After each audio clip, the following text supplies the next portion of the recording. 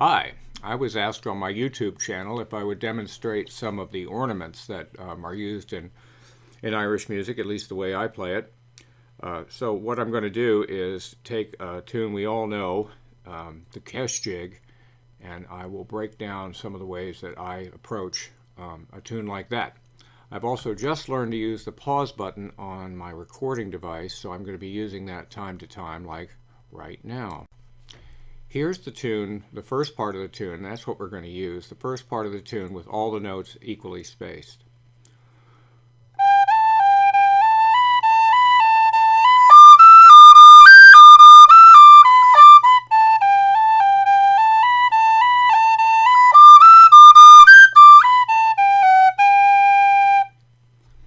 Now, in that example, I did play the whole 8 bars.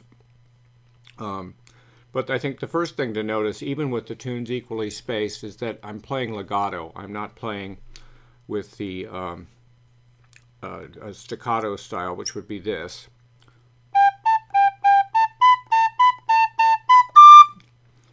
Now you can use that in places, and it's effective. For this tune, for instance, right after this part,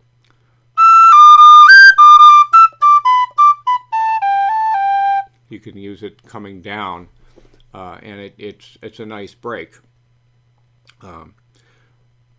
But that's with all the notes equally spaced. Now let me put a little swing into the same part, just by changing the value that the different notes get, the different eighth notes. Instead of, we're going to play.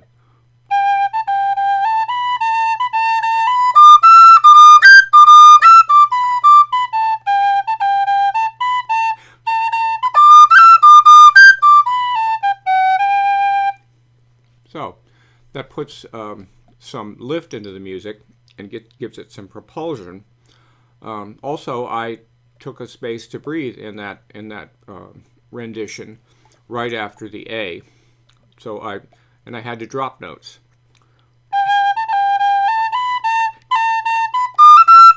Usually 2 notes.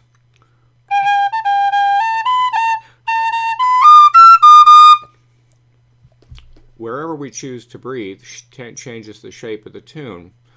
And there are lots of different places to breathe, and each of those decisions is part of the craft of getting the tune the way you want it.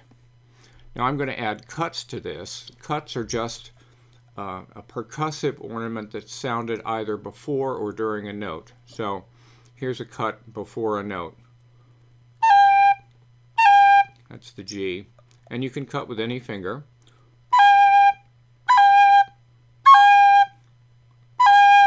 So the first thing you hear is the cut.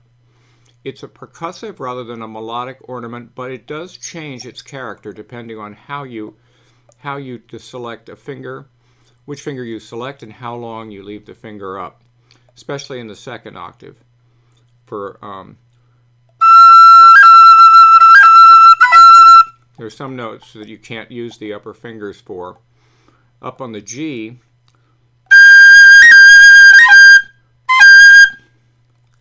again, you have to be careful, but different fingers make the sound slightly different. But remember, it's a percussive ornament.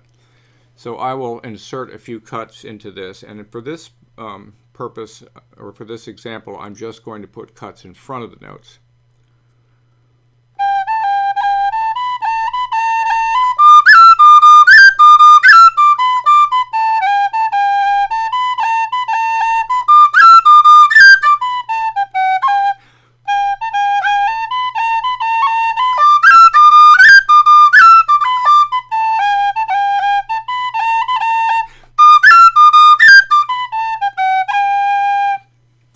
So they tend to come on the same beats that the dancers would use, or sometimes on either side of those beats to ornament the notes. Now I was also using some taps there.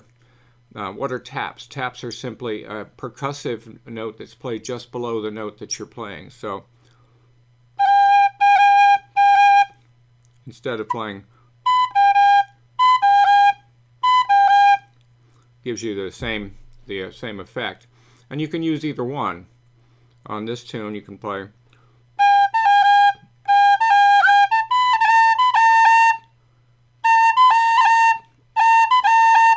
I tend to drag the tapping finger on that A. It's a little out of time, but I like the sound, and there's a cut in there as well. It's really hard for me to break that down accurately, but it seems to work for me when I play it and keeps me in time. So taps are just striking right below the note that you're playing. And they're very effective as an alternative to tonguing repeated notes. Now, what is a roll? A roll is a long roll, which occupies 3/8 notes, is simply the note played, a cut, the note played, and then a tap. So instead of this, it's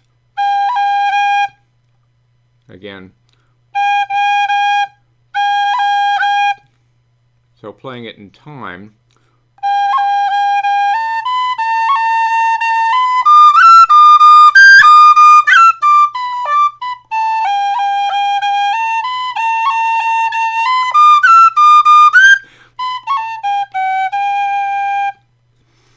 so that's just the same value for the ornaments as the eighth notes would be.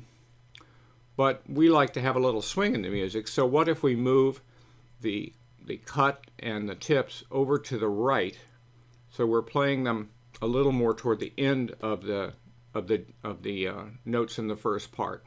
So instead of this, we're playing instead of, because we have an eighth note after the roll in this tune. So I'm going to move those over to the right, and now it'll sound like this.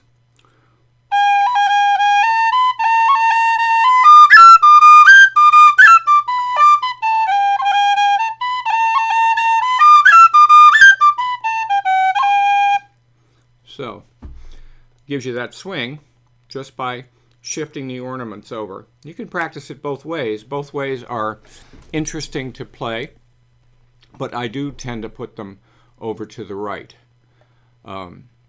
Now, going back to the cuts, another thing you can do is put a cut in the center of a note, which is called a double cut, because it divides the note in two. So on this tune, when we get to this part, instead of this,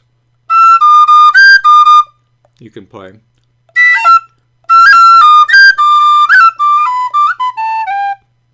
I'll put that in the whole tune.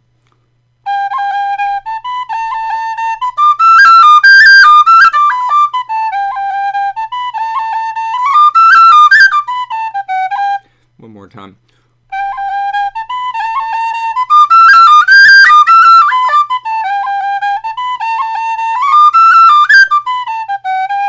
So I would never do that all the time, but it's nice to put instead of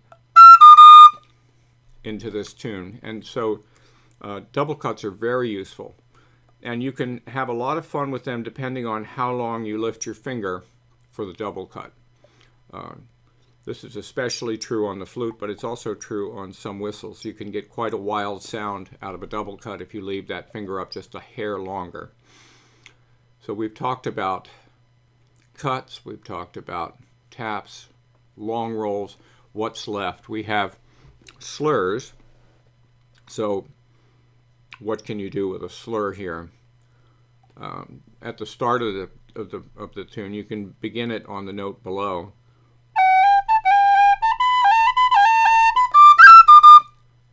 And I'm dragging the G finger up to that second part. Just a little grace.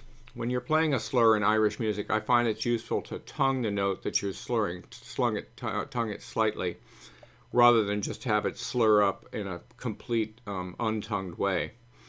It gives it more of a mournful character, I think. So there are slurs. We also have short rolls. Short rolls are rolls that omit the sounding of the note at the beginning of the roll, so they only have the value of 2/8 notes, and they start with the cut. So instead of this, we have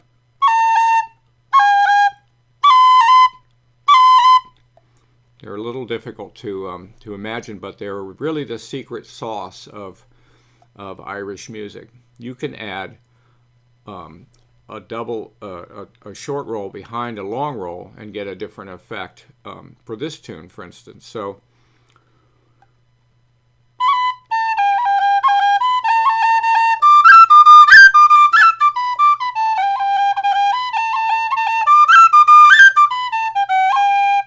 now I sometimes also double tongue in there. I'm not a great double tonguer, but if I add that to an ornament, it spices it up. So instead of just, it gives it a little bit more punch. And you can experiment with that too. You're not necessarily tonguing right at the start of the note. You might tongue as you play the first ornament. So I might tongue on the cut,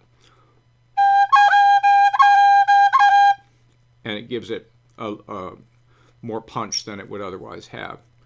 So I hope that's helpful. I'm happy to do more of this. Let me know if this is useful to you.